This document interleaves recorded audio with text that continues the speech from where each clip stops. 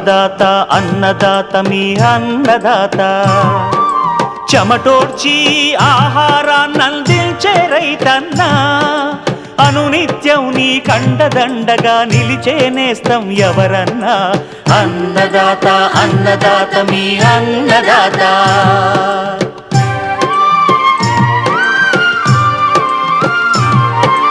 నూతన రీతుల సాగుబడికి నూరింతలు పెరిగే దిగుబడికి సూచనలిచ్చే సస్య రక్షణకు పశు పోషణకి శాస్త్ర విజ్ఞానం అందించి ముందుకు నడిపే తెలుగు రైతు భారతదేశానికి మకుటం అయ్యేలా తీర్చిదిద్దే ఆశయంతో మిమ్ము మేలు కొలిపేది అన్నదాత అన్నదాత అన్నదాత మీ అన్నదాత అన్నదాత అన్నదాత మీ అన్నదాత.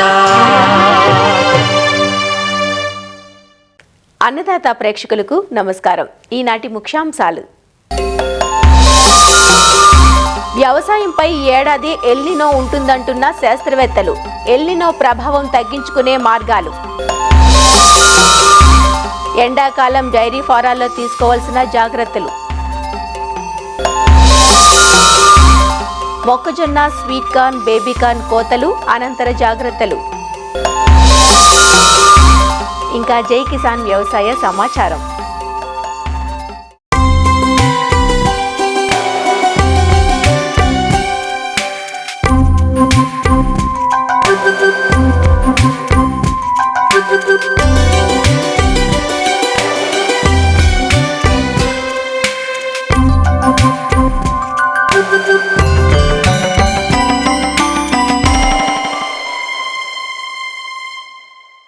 వాతావరణ ప్రతికూలతలు వ్యవసాయంపై పెను సవాళ్లను విసరనున్నాయి. ప్రస్తుతం తెలుగు రాష్ట్రాల్లో అధిక ఉష్ణోగ్రతలు నమోదవుతున్నాయి. అక్కడక్కడ అడపాదడపా చిరుజల్లులు కూడా పడుతూ ఉన్నాయి. రాబోయే రోజుల్లో వాతావరణ మార్పులు తీవ్రంగా ఉంటాయని వాతావరణ శాఖతో పాటు పలు సంస్థలు హెచ్చరిస్తున్నాయి. అలానే ఎల్నినో కూడా ఉండవచ్చునని నిపుణులు అంచనా వేస్తున్నారు. వర్షాభావ పరిస్థితులు, నీటి ఎద్దడి తదితర పరిస్థితులు ఎల్నినో లక్షణాలుగా శాస్త్రవేత్తలు చెబుతున్నారు. ఎల్నినో ప్రభావాన్ని దృష్టిలో ఉంచుకొని ఈ వేసవి నుంచి ముందు జాగ్రత్తలు తీసుకోవడం ఎంతైనా మేలు చేస్తుందంటూ సూచనలు అందిస్తున్నారు ఆచార్య ఎన్జీ రంగా వ్యవసాయ విశ్వవిద్యాలయం నంద్యాల ప్రాంతీయ వ్యవసాయ పరిశోధనా స్థానం సహ పరిశోధనా సంచాలకులు డాక్టర్ జాన్సన్. కాబట్టి ఈ సంవత్సరం మనకు ముఖ్యంగా ఎలినో ఏర్పడుతుంది అనేది అందరు వాతావరణ నిపుణులు అన్ని దేశాల నుంచి కూడా చెప్పడం జరిగింది, ఇంక్లూడింగ్ ఐఎండి వీళ్ళందరూ కూడా. సో దాన్ని దృష్టిలో ఉంచుకొని మనము ఇక రాబోయే సీజన్ ఖరీఫ్లో మనకు ముఖ్యంగా ఈ వాతావరణము ఎలా ఉంటుంది, ఎంత నీటి ఎద్దడి ఏర్పడుతుంది, లేక వర్షం ఎంత తక్కువ పడుతుంది అనేది మనం ఇంకా ఏప్రిల్ మే లోపల మనకు ఖచ్చితమైనటువంటి ఐఎండి ద్వారా వస్తుంది. అది వచ్చినప్పుడు కూడా మనం రైతులకు చెప్పనీకి అవకాశం. అయినప్పటికీ వీళ్ళందరూ చెప్తున్నారు కాబట్టి దురదృష్టితో మనం కూడా దీన్ని దృష్టిలో ఉంచుకొని రైతులందరూ కూడా ఎండాకాలం పడిన వర్షాన్ని అంతా సమృద్ధిగా చేసుకొని ఆ ఎండాకాలం పడినప్పుడు లోతు దుక్కులు బాగా చేసుకొని భూమిని బాగా దున్ని రెడీగా పెట్టుకోవాలి. ఎందుకు అనంటే మనకు జూన్ జూలైలో పడినటువంటి ఆ వర్షాన్ని ఈ భూమిలోనే ఇంకిపోయి చేసినప్పుడు నీటి తంపు ఎక్కువగా ఉంటుంది. ఉత్తరోత్తర వచ్చే బెట్ట పరిస్థితులు తట్టుకోనికి అవకాశం ఉంటుంది. అది ఒకటి రైతాంగం ఏం భయపడాల్సిన అవసరం లేదు. కాదంటే కొన్ని మెలకువలు, కొన్ని జాగ్రత్తలు మనం ముందుగా చేపట్టినాము అని అంటే పంటను సంరక్షించుకోనికి అవకాశం ఉంటుంది, నీటిని సంరక్షించుకోనికి అవకాశం ఉంటుంది. మనకు వచ్చే పురుగు తెగుళ్ళను వాటిని సమర్థవంతంగా మనం ఎదుర్కొని పంట దిగుబడులు తీసుకోనికి అవకాశం ఉంటుంది. రెండవది ఏ పంటలు ఏ సమయాల్లో వేయాలి అని వేసుకుంటే మనకు ఆదాయం కూడా వస్తుంది అనేది మనకున్న ఎలినో ఎఫెక్ట్ను బట్టి మనం శాస్త్రవేత్తలుగా మేము కూడా ఫోర్కాస్ట్ చేయడం జరుగుతుంది. ఈ ప్రాంతానికి ఈ ఒక వర్షపాతం ఇలా ఉంటుంది కాబట్టి మీరు ఈ పంటలు వేసుకుంటే మీకు బాగుంటుంది, లాభదాయకంగా ఉంటుంది, నీటి ఎద్దడిని తట్టుకుంటుంది, లేక తక్కువ నీటితో మనం ఎక్కువ పంటను తీసుకోనికి అవకాశం ఉంటుందని ఫోర్కాస్ట్ కూడా మేము చెప్పడానికి అవకాశం ఉంటుంది. అటు సూటబుల్ అడ్వైజరీస్ ఇవన్నీ కూడా ఇస్తాం. మొదటి దశలో వచ్చే నీటి ఎద్దడి అయితేనేమి, పంట మధ్యకాలంలో వచ్చే నీటి ఎద్దడి అయితేనేమి, చివరన వచ్చే నీటి ఎద్దడి అయితేనేమి పంటకు వాటన్నిటిని ఎలా ఎదుర్కోవాలనేది సమయానుకూలంగా మేము అందరికీ బులెటిన్ రూపంలో ఫోర్కాస్ట్ చేయడం జరుగుతుంది. దానికి కావాల్సిన మెజర్స్ ఇవన్నీ కూడా ఇస్తాము. రెండోది పచ్చి రొట్టె ఎరువులను కూడా వేసుకున్నప్పుడు ఏమవుతుందంటే పచ్చి రొట్టె ఎరువులను వేసి మనం భూమిలో కలయి దున్నినప్పుడు అది నత్రజని స్థిరీకరించేదిగా ఉంటుంది. తర్వాత నీటి తంపును కలిగి ఉండేదిగా ఉంటుంది. పొలం దున్నేది ఇవన్నీ వాళ్ళకు అడ్డంగా దున్నుకున్నప్పుడు పడిన వర్షం కానీ ఏదైనా బెట్ట పరిస్థితులు వచ్చినప్పుడు కానీ మందు పిచికారు చేసినప్పుడు కానీ వీటన్నిటి నుంచి కూడా వృధాగా పోకుండా మనకు ఆ పంటల్లో అవన్నీ ఆ భూమిలోకి ఇంకి భూసారాన్ని పెంచి మొక్కకు ఆహారాన్ని అందిస్తాయి. కాబట్టి మనకు దిగుబడి ఎక్కువగా తీసుకోనికి అవకాశం ఉంటుంది. సో అంతేగాక PMDS అనేది ప్రీ మాన్సూన్ సోయింగ్స్ అని కూడా మనం అంటారు. కాబట్టి దీన్ని ఏం చేస్తామంటే మనము విత్తనాలకి అన్ని కోటింగ్ చేసి మనం ముందుగానే విత్తనాలు భూమిలో వేసినప్పుడు ఈ పచ్చి రొట్టె ఎరువులు ఇవన్నీ ముందుగానే వేసినప్పుడు ఆ తర్వాత ఉత్తరత్త వచ్చే వర్షాలకు అవన్నీ కూడా జర్మినేట్ అయి ఉంటాయి. కాబట్టి వాటిని మనం భూమిలోకి దున్నుకోవచ్చు. లేదు మంచి వర్షాలు పడినప్పుడు ఆ పంటను తీసుకోవచ్చు. నీటి ఎద్దడి వచ్చిందంటే భూమిలోకి దున్నేసేసుకున్నామంటే కానీ పచ్చి రొట్టెగా ఉంటుంది. భూమిలో ఉన్న సూక్ష్మ జీవుల సంఖ్య పెరుగుతుంది. తద్వారా మొక్కకు అందాల్సినటువంటి పోషకాలు అన్నీ కూడా అందే రూపంలోకి ఉంటాయి. కాబట్టి రైతాంగం వీటన్నిటిని దృష్టిలో ఉంచుకోండి, అవగాహన కలిగి ఉండండి. భయపడాల్సినంత అవసరం లేదు. కాదంటే ముందు జాగ్రత్తగా మనం ఎలాంటి చర్యలు చేపట్టాలి, ముందు జాగ్రత్తగా ఏ పంటలు వేసుకోవాలి, ముందు జాగ్రత్తగా మనము అలాంటి నీటి ఎద్దడి పరిస్థితి వచ్చినప్పుడు ఎలాంటి మందులు పిచికారీ చేసి ఆ పంటను సంరక్షించుకోవాలని మనం తెలుసుకొని అవగాహన కలిగి ఉంటే మనము ధైర్యంగా మంచి పంటను వేసి అధిక దిగుబడి తీసుకోనికి అవకాశం ఉంటుంది. కాబట్టి రైతు సోదరులు వీటన్నిటిని గమనించి తగు చర్యలు చేపట్టి మంచి లాభాలు పొందాలని కోరుతున్నాము.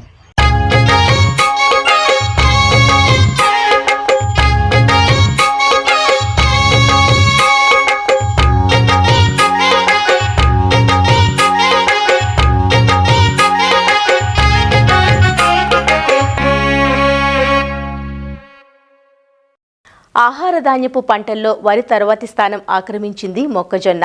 మొక్కజొన్నను ఆహార ధాన్యంగానే కాక పశువులు, కోళ్ల దానాలోనూ విరివిగా ఉపయోగిస్తున్నారు. మొక్కజొన్నను గింజ కోసమే కాక పచ్చి కండెలు, స్వీట్ కార్న్, బేబీ కార్న్ల కోసం సాగు చేస్తుంటారు. అందువల్ల ఏ ప్రయోజనం కోసం సాగు చేస్తున్నాం అన్న దానిపై ఆధారపడి ఏ దశలో కోతలు చేయాలో నిర్ధారించుకోవాలి. మొక్కజొన్న కోతలు, కోతనంతరం జాగ్రత్తల గురించి ఇప్పుడు తెలుసుకుందాం. మొక్కజొన్నలో మనం సాగు చేసే రకాలను బట్టి పక్వదశ, కోతలు మారుతూ ఉంటాయి. ఇవి గింజ తేమ శాతం, రంగు, పరిమాణం మీద ఆధారపడి ఉంటాయి. సాధారణంగా మొక్కజొన్నను వాణిజ్య శైలిలో గింజ కోసం సాగు చేస్తూ ఉంటారు. అలాగే తీపి కండెలు, బేబీ కార్న్ కోసం కూడా సాగు చేస్తారు. ఇలా వివిధ ప్రయోజనాల కోసం సాగు చేస్తున్నప్పుడు సరైన దశలో వీటిని కోత చేయటం ముఖ్యం. ముందుగా గింజ కోసం సాగు చేసే మొక్కజొన్నలో పక్వదశను ఎలా గుర్తించాలో తెలుసుకుందాం. పక్వదశకు వచ్చినప్పుడు మొక్కలు పచ్చగా ఉండి కండెలు మాత్రం ఎండిపోయి కనిపిస్తాయి. ఒక్కోసారి మొక్కలు, కండెలు ఎండి ముదురు గోధుమ రంగుకు మారుతాయి. కండెల పైపొరలు ఎండినట్లు పసుపు వర్ణంలో కనిపిస్తాయి. బాగా ఎండిన కండెలు మొక్కల నుండి క్రిందికి వేలాడుతూ కనిపిస్తాయి. కండెలలోని పీచు నలుపు రంగులోకి మారుతుంది. కండెలలోని గింజలను వేలి గోరుతో నొక్కినప్పుడు గట్టిగా ఉండి నొక్కులు ఏర్పడవు. కండెలోని గింజలను వేరుచేసి వాటి అడుగు భాగంలో చూసినప్పుడు కొన్ని రకాలలో నల్లని చారలను గమనించవచ్చు. కోసిన కండెల గింజల్లో తేమ శాతం 25-30 ఉంటుంది. కాబట్టి తేమ 12-15% తగ్గే వరకు కండెలను వారం రోజుల పాటు సూర్యరశ్మిలో టార్పాలిన్ల పైన ఎండబెట్టాలి. తరువాత కండెలను నూర్పిడి చేయటానికి నూర్పిడి యంత్రాలను ఉపయోగించవచ్చు. నూర్పిడి తరువాత గింజల్లో తేమ శాతం 9-10 ఉండేటట్లు 2-3 రోజులు బాగా ఆరబెట్టాలి. ఈ విత్తనాలను గోనె సంచుల్లో లేదా పాలిథీన్ సంచుల్లో భద్రపరిచి చల్లని, తక్కువ తేమ ఉండే ప్రాంతంలో నిల్వ చేయాలి. నిల్వలో గింజలకు తేమ తగలకుండా, ఎలుకలు, క్రిమి కీటకాలు వంటివి ఆశించకుండా ఎప్పటికప్పుడు గమనించుకుని జాగ్రత్తలు తీసుకోవాలి. కంకులను నూర్పిడి చేయటానికి ట్రాక్టరుతో నడిచే నూర్పిడి యంత్రాలను లేదా కరెంటుతో నడిచే నూర్పిడి యంత్రాలను ఉపయోగించవచ్చు. ఇవే కాకుండా కోత, నూర్పిడి ఒకేసారి చేసే కంబైన్డ్ హార్వెస్టర్లు కూడా రైతులకు అందుబాటులోకొచ్చాయి. వీటిని ఉపయోగించటం వల్ల సమయం, కూలీ ఖర్చులను ఆదా చేయవచ్చు. కోత, నూర్పిడి చేసిన తరువాత మంచి గింజలను పాడైపోయిన గింజలను వేరు చేయాలి. దీనినే గ్రేడింగ్ అంటారు. గ్రేడింగ్ చేసిన తరువాత నిల్వ, రవాణా చేసుకోవాలి. అదే తీపి మొక్కజొన్నలో అయితే పరపరాగ సంపర్కం జరిగిన 3 వారాల తరువాత గింజలు చాలా తియ్యగా ఉంటాయి. పక్వ దశకు వచ్చినప్పుడు పీచు కొంచెం ఎండుతుంది. కండె పరిమాణం, కండెపైన బిగుతుగా ఉన్న ఆకుపచ్చని పొట్టుబట్టి కోతకు సరైన సమయమని గుర్తించవచ్చు. పక్వతకు వచ్చినప్పుడు గింజలు మెరుస్తూ బాగా పెరిగి గిల్లి చూస్తే పాలు కారుతాయి. చక్కెర శాతం గింజ పాలు పోసుకునే దశ నుంచి 10 రోజుల వరకు స్థిరపడి తరువాత క్రమంగా తగ్గుతుంది. కాబట్టి రైతాంగం ఈ 10 రోజులలో నాణ్యతతో కూడిన కండెలను ఒకేసారి కాకుండా దఫాలుగా కోసి మార్కెట్టు చేసుకోగలిగితే మంచి రాబడి పొందవచ్చు. అలానే తీపి మొక్కజొన్నను దఫాలుగా విత్తుకోవటం వల్ల పంట ఒకేసారి కోతకు రాకుండా ఎక్కువ రోజుల పాటు మార్కెట్టు చేసుకునే అవకాశం ఉంటుంది. స్వీట్ కార్న్ కోతలు ఆలస్యం చేస్తే గింజలో తీపిదనం తగ్గుతుంది. అందుకే కండలను కోసిన వెంటనే 1-2 రోజుల్లోపు వినియోగించుకోవాలి. తీపి మొక్కజొన్నను కోసిన వెంటనే పొలం నుంచి షెడ్డుకు తరలించి చెక్క పెట్టెల్లో లేదా అట్టపెట్టెల్లో పెట్టి చల్లని ప్రదేశంలో 0 నుంచి 4 డిగ్రీల సెంటీగ్రేడ్ దగ్గర నిల్వ చేయాలి. కండెలను పాలిథీన్ సంచుల్లో పెట్టి మార్కెట్లో అమ్మవచ్చు. అత్యధిక చక్కెర శాతం 27 డిగ్రీల సెంటీగ్రేడ్ దగ్గర 2 రోజులు, 16 డిగ్రీల సెంటీగ్రేడ్ దగ్గర 5 రోజులు ఉంటుంది. ఇక బేబీకార్న్ విషయానికి వస్తే బేబీకార్న్ కండెలను 40 నుంచి 45 రోజులప్పుడు కండెలు 8 నుంచి 10 సెంటీమీటర్ల పొడవు ఉండి బంగారు రంగు వచ్చి పీచు 2 నుంచి 3 సెంటీమీటర్లు బయటకు వచ్చినప్పుడు, అంటే పీచు వచ్చిన 1 నుంచి 3 రోజులకు కోత చేయాలి. కోత ఆలస్యం చేసినట్లయితే కండెలు 1 రోజులోనే గట్టిపడి కండెలలో పలు రసాయనిక మార్పులు, విత్తనాల అంకురార్పణ జరిగి బేబీకార్న్గా ఉపయోగించటానికి పనికిరావు. ఉదయం లేదా సాయంత్రం వేళల్లో వేడి తక్కువగా ఉన్నప్పుడు కోత చేస్తే కండెల నాణ్యత బాగుంటుంది. ముందుగా మొక్కల్లో పైనున్న బేబీకార్న్ కోసి తరువాత రోజు క్రిందవి కొయ్యాలి. వేసుకునే రకాన్ని బట్టి మొత్తం 7 నుంచి 8 కోతల వరకు తీసుకోవచ్చు. బేబీకార్న్ కండెలను సైజువారీగా వేరుచేసి ప్యాకింగ్ చేసుకోవాలి. వీటిని 10 డిగ్రీల సెంటీగ్రేడ్ వద్ద 3 నుంచి 4 రోజుల వరకు నిల్వ చేసుకోవచ్చు. ఒలిచిన కండెలు 6 నుంచి 11 సెంటీమీటర్ల పొడవు, 1 నుంచి 1.5 సెంటీమీటర్ల మందంతో ఉన్నప్పుడు మంచి ధర పొందవచ్చు. బేబీకార్న్ కండెల నుంచి తీసివేసిన పై పొరను, కోత కోసిన మొక్కలను పచ్చిమేతగా ఉపయోగించుకుని అదనపు ఆదాయాన్ని పొందవచ్చు. మొక్కజొన్న గింజలను, తీపి కండెలను, బేబీకార్ను రవాణా, నిల్వ చేయటానికి జనపనారతో చేసిన గోనె సంచులను, చెక్క పెట్టెలను లేదా అట్టపెట్టెలను వాడుతారు. ఇవి గింజల నుండి తేమ తగ్గకుండా కాపాడుతాయి. ఇవే కాకుండా పాలిథీన్ సంచులను, హెచ్డిపిఈ సంచులను కూడా వాడవచ్చు. గింజ కోసం సాగు చేసే మొక్కజొన్నను నియంత్రిత వాతావరణంలో నాణ్యత తగ్గకుండా 2 నుంచి 3 సంవత్సరాల వరకు నిల్వ చేయవచ్చు. అదే స్వీట్ కార్న్ను, బేబీకార్న్ను చల్లని ప్రదేశంలో నిల్వ చేసి విక్రయించుకోవచ్చు.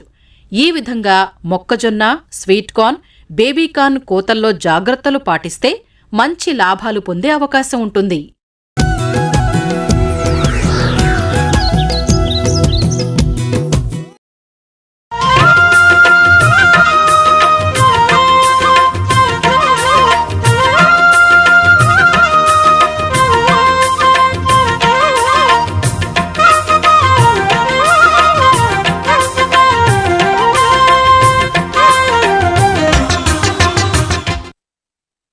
ఎండలు మండే వేసవికాలం పశు పోషకులకు కష్టకాలమనే చెప్పాలి. ఇప్పటికే 35 డిగ్రీలు దాటిన ఉష్ణోగ్రతలు ఇంకా పెరిగే అవకాశం ఉంది. కాబట్టి పశువులు వడదెబ్బకు గురికాకుండా ముందు జాగ్రత్తలు తీసుకోవాలి. పెరిగిన ఎండవేడిమి వల్ల పశువులు ఒత్తిడికి లోనవుతాయి. వ్యాధి నిరోధక శక్తి తగ్గి రోగాల పాలిట పడతాయి. పాల దిగుబడి తగ్గిపోతుంది. రైతులు ఆర్థికంగా నష్టపోవలసి వస్తుంది. ఫారాల్లో వేడిని తగ్గించే చర్యలతో పాటు చల్లబాటు వేళల్లోనే మేతకు వదలడం, తగినంత నీరు, మేతలు అందించడం వంటి జాగ్రత్తలు తీసుకోవాలంటూ రైతులకు సూచనలు అందిస్తున్నారు రంగారెడ్డి జిల్లా ఇబ్రహీంపట్నం మండలం ఎలిమినేడు పశు వైద్యశాల పశు వైద్యాధికారి డాక్టర్ వై ఆనందరెడ్డి. పశువు ఒక టెంపరేచర్ ఉన్నప్పుడు దాని లోపల జీవన క్రియలు సక్రమంగా జరుగుతాయి. ఉదాహరణకు హెచ్ఎఫ్ కానీ క్రాస్ జెర్సీ, క్రాస్ హెచ్ఎఫ్లో ఉష్ణ నియంత్రణ వ్యవస్థ అనేది 24 నుండి 28 సెంటీగ్రేడ్స్ ఉన్నప్పుడు మంచి ఉష్ణ నియంత్రణ జరుగుతుంటుంది. అలాగే మన ఇండియన్ ఆవులల్లో ఇది 33 సెంటీగ్రేడ్స్ వరకు ఉష్ణ నియంత్రణ సక్రమంగా జరుగుతుంది. అలాగే బర్రెలల్లో 36 డిగ్రీ సెంటీగ్రేడ్స్ వరకు కూడా ఉష్ణ నియంత్రణ అనేది సక్రమంగా జరుగుతుంది. అయితే ఈ రేంజ్ని దాటి ఉష్ణోగ్రత పెరిగినప్పుడు పశువులు ఉష్ణ ఒత్తిడికి గురవుతాయి. దీన్ని హీట్ స్ట్రెస్ అంటారు. వాతావరణ ఉష్ణోగ్రత పెరగడం వల్ల బాడీ టెంపరేచర్ కూడా పెరగడం జరుగుతుంది. ఎప్పుడైతే ఉష్ణ ఒత్తిడి పెరిగితే శరీరంలో కార్టిజాల్ అనే హార్మోన్ రిలీజ్ అవుతుంది. ఎప్పుడైతే కార్టిజాల్ అనే హార్మోన్ రిలీజ్ అయితే పశువులలో ప్రొడక్షను, రిప్రొడక్షను అనేటి రెండూ తగ్గిపోవడం జరుగుతుంటుంది. తర్వాత ఫీడ్ ఇంటేక్ కూడా తక్కువ తీసుకోవడం జరుగుతుంటుంది. ఇట్లా పాడి రైతుకు ఎకనామిక్ లాస్ అనేది రావడం జరుగుతుంటుంది. అయితే సరియగు యాజమాన్య పద్ధతులు పాటించడం ద్వారా పాల ఉత్పత్తి అనేది మంచిగా ఉండేలా మనం చూసుకోవచ్చు. ఈ యాజమాన్య పద్ధతులలో అతి ముఖ్యమైనది నీటి యాజమాన్య పద్ధతి. ఈ ఎండాకాలంలో పశువులకు ఎల్లప్పుడూ చల్లని పరిశుభ్రమైన నీరు అందుబాటులో ఉండేలా చూసుకోవడం వల్ల పశువు శరీర ఉష్ణోగ్రత పెరిగితే ఇమ్మీడియట్గా చల్లటి వాటర్ తాగి ఉష్ణాన్ని నియంత్రిస్తుంది. వాటర్ అందియడమే కాకుండా పశువులని రెగ్యులర్గా ఎప్పుడైతే హాట్ డేస్లలో అంటే మధ్యాహ్నం అంటే 10 నుంచి 5 గంటల వరకు టెంపరేచర్ అనేది రైజ్ కావడం జరుగుతుంది. కాబట్టి ఈ టైంలో మనం పశువులని వాటర్తోని తడపడం వల్ల అది ఉష్ణోగ్రత అనేది తక్కువగా కావడం జరుగుతుంది. తర్వాత ఈ షెడ్డు లోపల ఫ్యాన్స్ వేయడము, తర్వాత ఫాగర్స్ వేయడము, స్ప్రింక్లర్స్ వేయడం వల్ల గాలి అనేది ఫ్రీగా మూమెంట్ అవుతుంది. వీటితో పాటు తడపడం ద్వారా ఈ తడిపిన వాటరు ఈ గాలికి ఎవాపరేట్ కావడం వల్ల ఉష్ణోగ్రత అనేది కంట్రోల్లోకి వస్తుంది. షెడ్లు లేని రైతులు పచ్చటి గుబూరుగా ఉన్న చెట్ల నీడలో కట్టేయడం వల్ల ఆ చెట్టే అనేది ఉష్ణాన్ని అబ్జర్వ్ చేసుకోవడం వల్ల ఆ పశువుకు ఉష్ణ నియంత్రణ అనేది ఎక్కువగా ఉండే అవకాశం ఉంటుంది. తర్వాత షెడ్డు పైన అంటే బర్రెల షెడ్డు పైన కంపల్సరీ మనము ఈ ప్యాడీ స్ట్రా కానీ, జమ్ము గడ్డిని కానీ, చెరుకు గడ్డిని కానీ పరచుకొని వీలుంటే ఈ షెడ్డు పైన ఫాగర్స్ కానీ, వాటర్ స్ప్రింక్లర్స్ కానీ అరేంజ్ చేయడం వల్ల షెడ్డు లోపల ఉష్ణోగ్రత అనేది తక్కువగా ఉంటుంది. అలాగే ఈ బర్రెల శరీరం నలుపుగా ఉంటుంది కాబట్టి ఈ నలుపుగా ఉన్న పశువులు ఎక్కువ ఉష్ణాన్ని పీల్చుకుంటాయి కాబట్టి ఉష్ణోగ్రత పెరిగే అవకాశం తొందరగా ఉంటుంది. కాబట్టి వీలుంటే పక్కన చెరువులు, కుంటలు ఉంటే వాటిల్లో కూడా ఈ వాల్యూయింగ్ చేయడం వల్ల బర్రెలలో ఉష్ణాన్ని నియంత్రించడం జరుగుతుంది. తర్వాత పశువులకు ఫీడ్ మేనేజ్మెంట్ చేయడం వల్ల కూడా వేసవి కాలంలో కరెక్ట్ యాజమాన్య పద్ధతి పాటించడం చేయొచ్చు. ఉదాహరణకు పచ్చిగడ్డి ఎక్కువ తినడం వల్ల పశువు శరీర ఉష్ణోగ్రత అనేది ఎండాకాలం తక్కువగా అవుతుంది. అలాగే ఎండుగడ్డిని కొద్దిగా తగ్గించాలి. అందుకే ఎండాకాలంలో పచ్చిగడ్డిని విరివిగా పెంచాలి. అలాగే హే తయారు చేయడం వల్ల అంటే ప్రోటీన్ మంచిగా ఉండే ల్యూసర్ని హే ఇట్లాంటివి కూడా వేసుకోవడం వల్ల ప్రోటీన్ సోర్స్ కూడా మంచి సోర్సు ఇవ్వడం వల్ల ప్రొడక్షన్ కూడా పెరగడం జరుగుతుంది. తర్వాత కాన్సన్ట్రేట్ ఫీడ్స్లలో వేరుశనగ చెక్క, తర్వాత సోయాబీన్, తర్వాత తౌడు, తర్వాత కందిచున్ని ఇవి కలిపించుకోవడము, వీటిలలో తగినంత ప్రమాణంలో విటమిన్సు, మినరల్స్ ఇవ్వడం వల్ల ఈ ఎండాకాలంలో స్ట్రెస్ వల్ల లాస్ అయ్యే అంటే ప్యాంటింగ్ వల్ల లాస్ అయ్యే ఎలక్ట్రోలైట్స్ ఇట్లాంటివి కూడా రిక్యూప్ చేయడం అనేది జరుగుతుంది.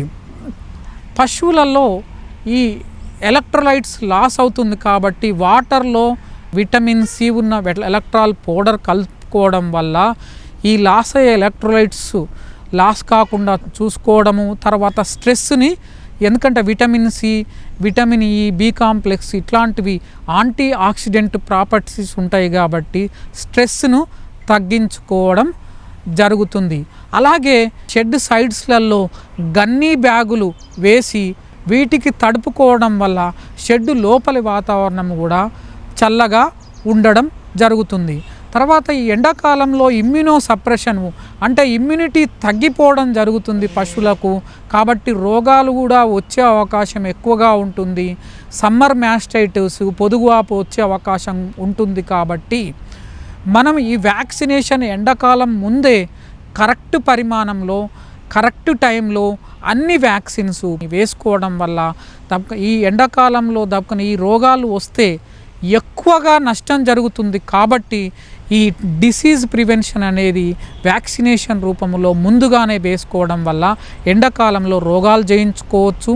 తర్వాత ఈ కింద ఫ్లోరు చాలా క్లీన్గా ఉంచుకోవడం వల్ల, తర్వాత టీటీ డిప్పింగ్ చేయడం వల్ల ఈ సమ్మర్ మ్యాస్టైటిస్ను కూడా మనం కంట్రోల్ చేయడం జరుగుతుంది. తర్వాత ఎండాకాలంలో ఈ ఫీడింగ్ అనేది ఎర్లీ మార్నింగ్ తర్వాత ఈవినింగ్ మాత్రమే చేయాలి. అది కూడా మల్టిపుల్ టైమ్స్ ఫీడింగ్ ఇవ్వడం వల్ల అంటే ప్రొడక్షన్ అనేది ఇంప్రూవ్ అవుతుంది. ఈ ఎండాకాలంలో 10 నుండి 4 గంటల వరకు ఫీడింగ్ ఇవ్వకపోవడం మంచిది.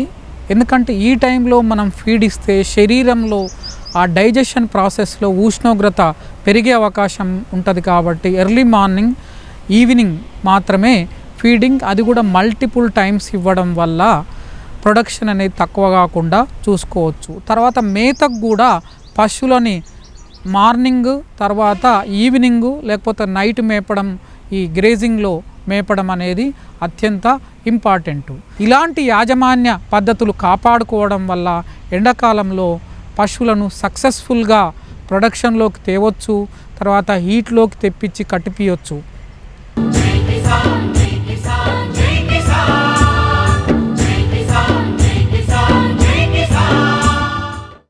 వ్యవసాయ సమాచారం ఇప్పుడు జై కిసాన్లో చూద్దాం. సంగారెడ్డి జిల్లా జహీరాబాద్లో జిల్లా సహకార మార్కెటింగ్ సంఘం ఆధ్వర్యంలో శనగల కొనుగోలు కేంద్రం ప్రారంభమైంది. కేంద్రాన్ని ఆత్మ కమిటీ చైర్మన్ రామలింగారెడ్డి ప్రారంభించారు. నాఫెడ్ ఆధ్వర్యంలో మార్క్ఫెడ్ శనగ కొనుగోలు చేపట్టింది. శనగకు క్వింటాలుకు మద్దతు ధర 5,875గా నిర్ణయించినట్లు వ్యవసాయ అధికారులు చెబుతున్నారు. రైతులు నాణ్యతా ప్రమాణాలకు అనుగుణంగా పంటను తీసుకువచ్చి మద్దతు ధర పొందాలంటూ సూచిస్తున్నారు. సంగారెడ్డి జిల్లాలో జైరాబాద్ ప్రాంతంలో అధిక విస్తీర్ణంలో శనగలు సాగు అవుతున్నాయి. కాబట్టి మన డివిజన్లోనే జైరాబాద్ DCMS తర్వాత జరాసంఘం PSA సెంటర్ కూడా 2 సెంటర్లు కొనుగోలు కేంద్రంలో ఇవ్వడం జరిగింది. మద్దతు ధరగా 5,875 రూపాయలు రైతులకు క్వింటాల్కు లభిస్తుంది. యావరేజ్గా ఒక్కొక్క రైతు నుంచి 7.13 క్వింటాళ్ళు ప్రతి ఎకరాకు తీసుకోవడం జరుగుతుంది. 14% తేమ శాతాన్ని ఉంచేటట్టు తీసుకుని రావాలి. నాణ్యత ప్రమాణాలు పాటించి తీసుకొస్తే మద్దతు ధర ఇచ్చి కొనుగోలు చేయడం జరుగుతుంది. రైతు కాంటాక్ట్ చేసిన తర్వాత 72 గంటలలో రైతు ఖాతాలలో డబ్బులు జమ చేసే పద్ధతి ఇది పాటించడం జరుగుతుంది. దీనికి గాను రైతు అతని యొక్క ఆధార్ కార్డు, బ్యాంక్ పాస్బుక్, పట్టా పాస్బుక్ 3 కూడా ఈ కొనుగోలు కేంద్రం దగ్గర తీసుకురావాల్సి ఉంటుంది.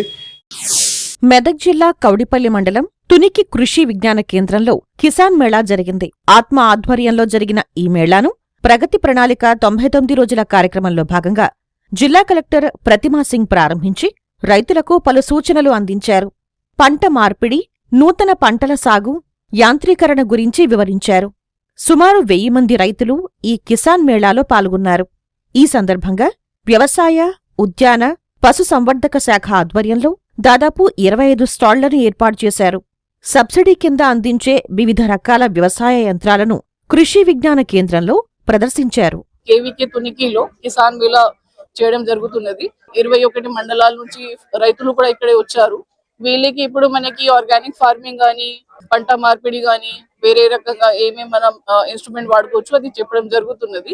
మనకి రైతుల తరఫు నుంచి కూడా చాలా క్వశ్చన్స్ ఉన్నాయి. సో అది ఈ రోజు మనం ట్రై చేస్తాం వీళ్ళకి ఆన్సర్ చేయడానికి. సో దట్ వాళ్ళ ఊరికి వెళ్ళినప్పుడు కొద్దిగా నెక్స్ట్ సీజన్ కి వేరే పంట గానీ వేరే రకంగా చేయడానికి ముందుకు వెళ్ళడానికి we will be making an action plan. మొత్తం సేంద్రియ పద్ధతిలో తయారు చేస్తున్న ఎరువులు తయారు చేస్తున్నాము. మా దగ్గర వచ్చేసి వర్మి కంపోస్ట్, వేపపిండి, కానుగ, ఆవాలు, ఆముదము, సీతఫలు ఇలాంటి 8 రకాల ఎరువులు తయారు చేస్తున్నాము. అదే విధంగా స్ప్రేలు, నీమ్ ఆయిల్ గానీ, వర్మి వాష్ గానీ, జీవామృతం గానీ, ఆముదం నూనె, ఆవాల నూనె, ఇట్లా అన్ని రకాల ఎరువులు మేము తయారు చేసి రైతులకు కావాల్సిన మోతాదులో సప్లై చేస్తున్నాం. ఎక్కడి వరకైనా మేము సప్లై చేయడానికి రెడీగా ఉంటాము. మరిన్ని విభిన్న అంశాలతో రేపటి అన్నదాతలో మళ్ళీ కలుసుకుందాం. నమస్కారం. అన్నదాతలు తమ సందేహాలు, సమస్యలను 1800-425-4085 టోల్ ఫ్రీ నంబర్లో ఉదయం 10 నుంచి 11 గంటల మధ్య పని దినాలలో సంప్రదించగలరు. ఈ కార్యక్రమాన్ని యూట్యూబ్లో www.youtube.com/అన్నదాత ఈటీవీ లింక్ ద్వారా వీక్షించవచ్చు.